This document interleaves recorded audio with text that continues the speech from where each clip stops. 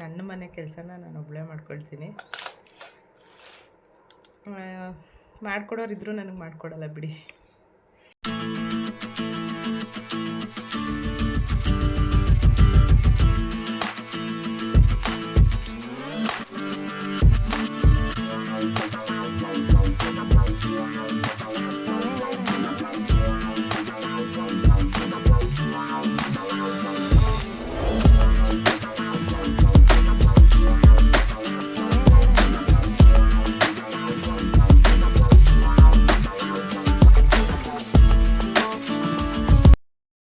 Welcome back to my channel. ಎಲ್ಲರೂ ಹೇಗಿದ್ದೀರಾ? I hope ನೀವೆಲ್ಲ ಚೆನ್ನಾಗಿದ್ದೀರಾ ಅಂತ ಭಾವಿಸ್ತಾ ಇವತ್ತಿನ ವಿಡಿಯೋನ ನಾನು ಸ್ಟಾರ್ಟ್ ಮಾಡ್ತಾಯಿದ್ದೀನಿ. ಇದು ಬಂದು ಶನಿವಾರದ ವಿಡಿಯೋ ಹಾಗೂ ಭಾನುವಾರದ ವಿಡಿಯೋ ಆಗಿರುತ್ತೆ. ಹಲಸಿನಕಾಯಿ ಮತ್ತು ಅವರೆಕಾಳು ಹಾಕ್ಬಿಟ್ಟು ಸಾಂಬಾರು ಮಾಡಿದ್ದೆ, ಹುಳಿ ಸಾಂಬಾರು. ಆಫ್ಟರ್ ಲಾಂಗ್ ಟೈಮ್ ಅಂತಲೇ ಹೇಳ್ಬೋದು. ತುಂಬ ದಿನಗಳಾದಮೇಲೆ ಈ ಥರ ಸಾರು ಮಾಡಿದ್ದು, ಬಟ್ ತುಂಬಾ ಚೆನ್ನಾಗಾಗಿತ್ತು. ಹಲಸಿನಕಾಯಿ, ಹುರುಳಿಕಾಳು ಹಾಗೆ ಅವರೆಕಾಳು ಹಾಕಿ ಬಸ್ಸಾರು ಮಾಡಬೇಕು ಅಂದ್ಕೊಂಡೆ. ಬಸ್ಸಾರು ಆಲ್ರೆಡಿ ಮಾಡಿಬಿಟ್ಟಿದ್ದೆ, ಅಂದರೆ ಶುಕ್ರವಾರ ಅನಿಸುತ್ತೆ. ಶನಿವಾರ ಇದು ಹುಳಿ ಸಾರು ಥರನೂ ಸ್ವಲ್ಪ ಚೇಂಜ್ ಇರುತ್ತೆ ಅಂತ ಹೇಳಿ ಮಾಡಿಕೊಂಡೆ.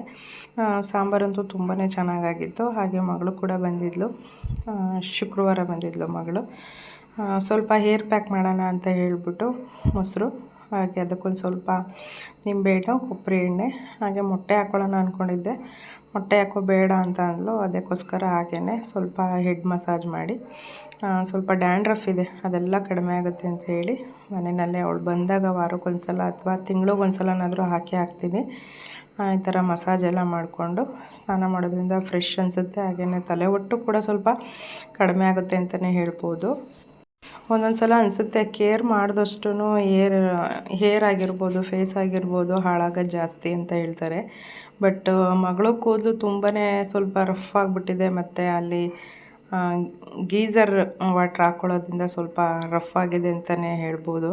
ಹಾಗಾಗಿ ಸ್ವಲ್ಪ ಈ ಥರ ಎಲ್ಲ ಮಸಾಜ್ ಮಾಡೋದ್ರಿಂದ ಕೂದಲು ಸ್ವಲ್ಪ ಚೆನ್ನಾಗಾಗುತ್ತೆ ಅಂತ ಹೇಳಿ ಒಂದು 15 ದಿವಸ ಅಥವಾ ತಿಂಗಳು ಈ ಥರನ ಮಾಡಿ ಹಾಕ್ತಾಯಿರ್ತೀನಿ. ಹಾಗೆ ಶನಿವಾರ ಸಾಯಂಕಾಲ ಒಂದು ಮದುವೆಗೆ ಕೂಡ ಹೋಗಬೇಕು. ಅದಕ್ಕೆ ಒಂದು ಸ್ವಲ್ಪ ಫೇಸ್ ಪ್ಯಾಕ್ ಹಾಕ್ಕೊಳ್ಳೋಣ ಅಂತ ಹೇಳಿ ಮನೆಯಲ್ಲೇ ನಾನೇ ಮಾಡ್ಕೊಂಡಿರೋವಂಥ ಫೇಸ್ ಪ್ಯಾಕ್ನ ತೋರಿಸ್ತೀನಿ, ಯಾವ ಥರ ಮಾಡಿದೆ ಅಂತ ಹೇಳ್ತೀನಿ. ಅದನ್ನು ಹಾಕ್ಕೊಂಡು ಸ್ವಲ್ಪ ಫೇಸೆಲ್ಲ ಮಸಾಜ್ ಮಾಡಿಕೊಂಡು ಸ್ನಾನಕ್ಕೆ ಹೋಗೋಣ ಅಂತ ಹೇಳಿ ಫಸ್ಟ್ ಅದನ್ನು ಮಾಡ್ಕೊಳ್ತಾ ಇದ್ದೀನಿ. ಫಸ್ಟು ಐಸ್ ಕ್ಯೂಬ್ ತೊಗೊಂಡು ಫುಲ್ಲೆಲ್ಲ ರಬ್ ಮಾಡ್ಕೋಬೇಕು.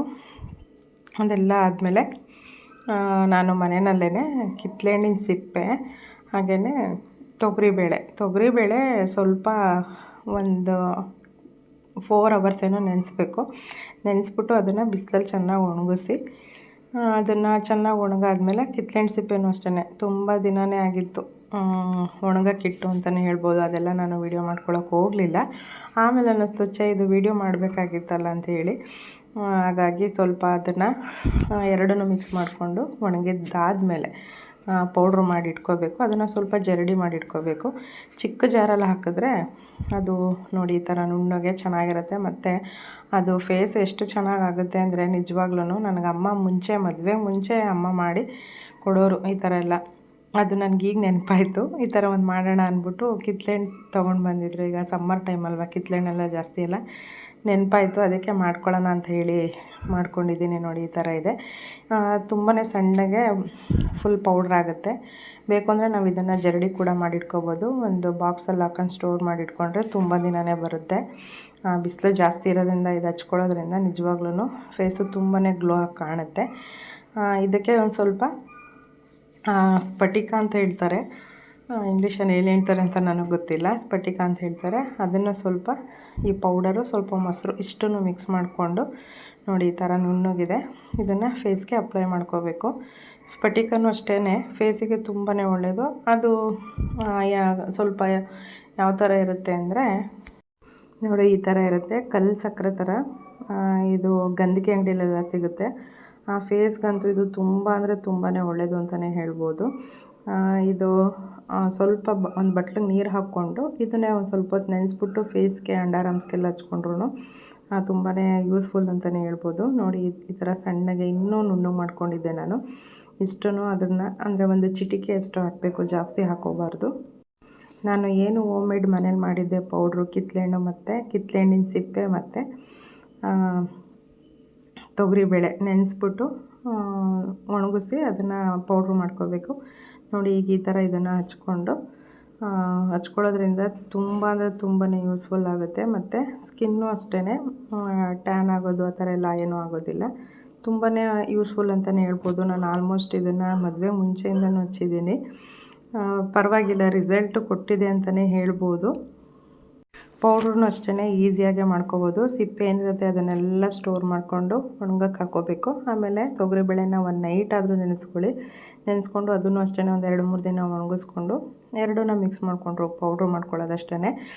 ತುಂಬಾ ಬೆನಿಫಿಟ್ ಇದೆ ಅಂತಲೇ ಹೇಳ್ಬೋದು. ಇದನ್ನು ನೋಡ್ತಾ ಇರ್ಬೋದು ಫೇಸ್ ಇವಾಗ ಯಾವ ಥರ ಕಾಣಿಸ್ತಾ ಇದೆ ಅಂತ ನೋಡಿ. ಸ್ನಾನ ಎಲ್ಲ ಆದಮೇಲೆ ಮುಖ ಎಷ್ಟು ಫ್ರೆಶ್ ಆಗಿದೆ ಅಂತ ಹೇಳಿ.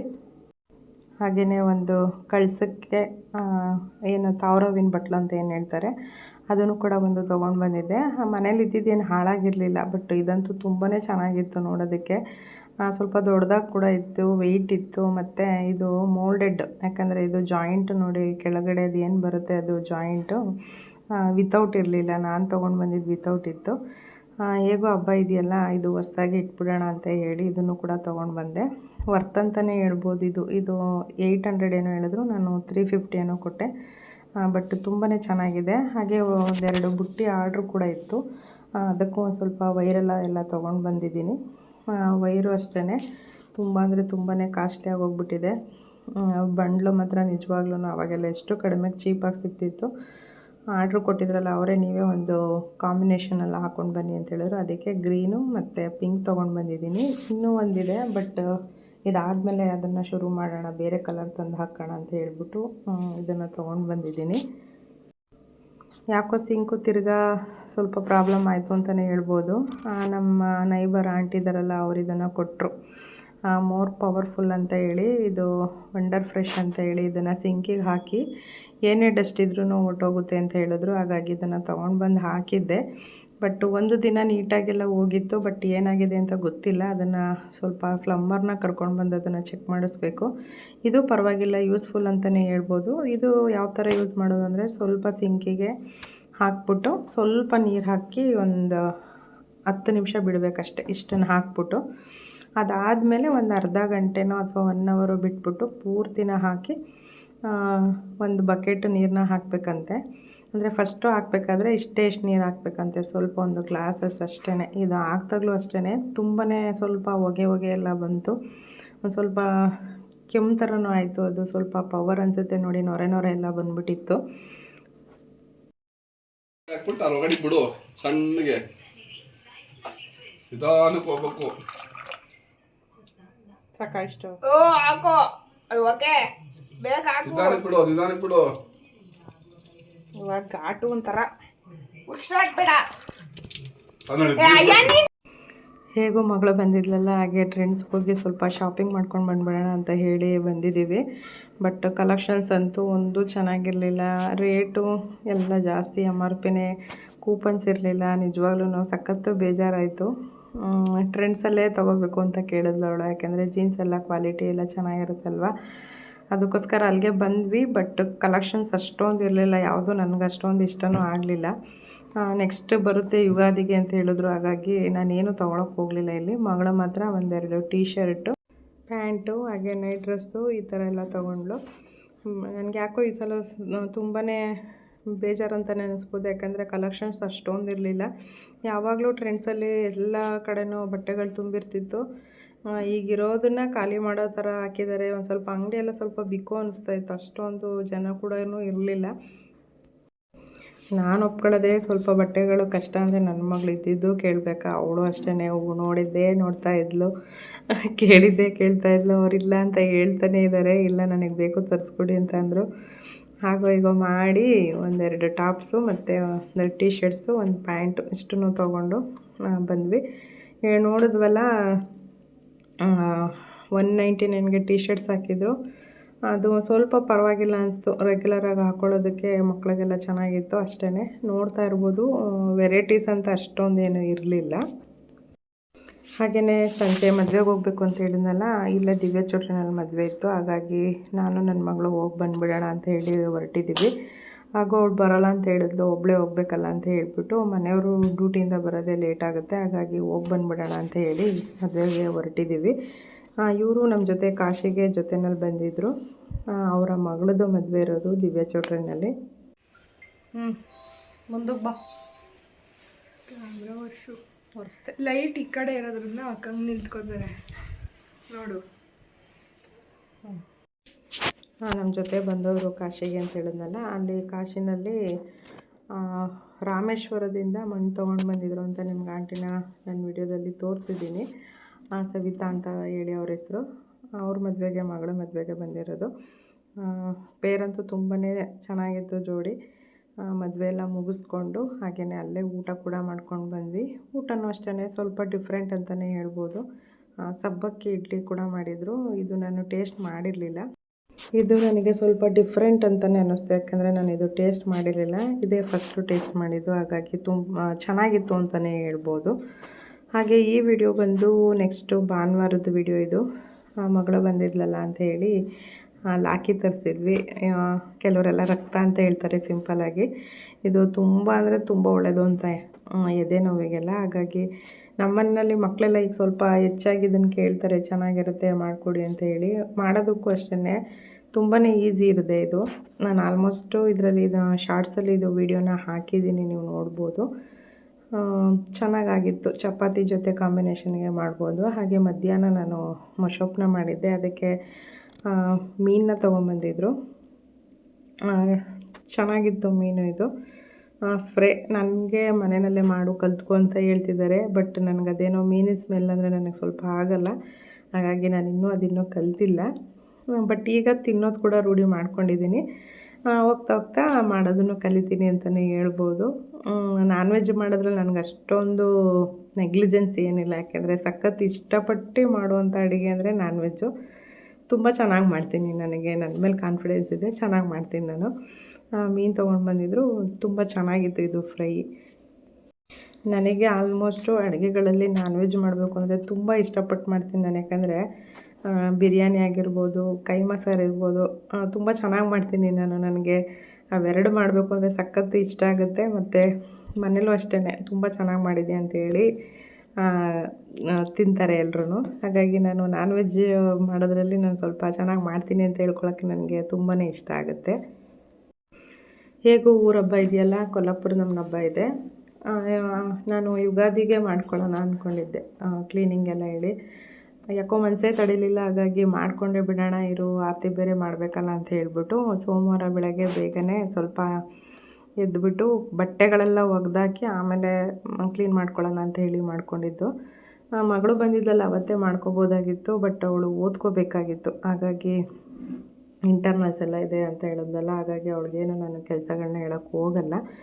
ಬಂದಾಗ ಆರಾಮಾಗಿರಲಿ, ಅಲ್ಲೆಲ್ಲ ಓದೋದಿದ್ದೇ ಇರುತ್ತಲ್ಲ ಅಂತ ಹೇಳಿ ಸುಮ್ಮನಾಗಿದ್ದೆ. ಆದರೂ ಈ ಸಲ ಅವಳು ಅಷ್ಟೊಂದು ಕೆಲಸ ಏನೂ ಮಾಡಿಸ್ಲಿಲ್ಲ. ನಾನೇ ಬಂದಾಗೆಲ್ಲ ಪಾಪ ಕೆಲಸ ಮಾಡಿಕೊಡೋಳು. ಈ ಸಲ ಅಷ್ಟೊಂದೇನು ನಾನು ಮಾಡೋಕ್ಕೆ ಹೇಳಿಲ್ಲ. ನಾನೇ ಎಲ್ಲ ಮನೆಯೆಲ್ಲ ಕ್ಲೀನ್ ಮಾಡಿಕೊಂಡು ಇರೋ ಸಾಮಾನಲ್ಲಿ ಇರೋದನ್ನು ಡಬ್ ಮಾಡಿದ್ನಲ್ಲ, ಅದನ್ನೇ ಫಸ್ಟ್ ಹಾಕೊಂಬಿಡೋಣ ಅಂತ ಹೇಳಿ ಹಾಕ್ಕೊಳ್ತಾಯಿದ್ದೀನಿ.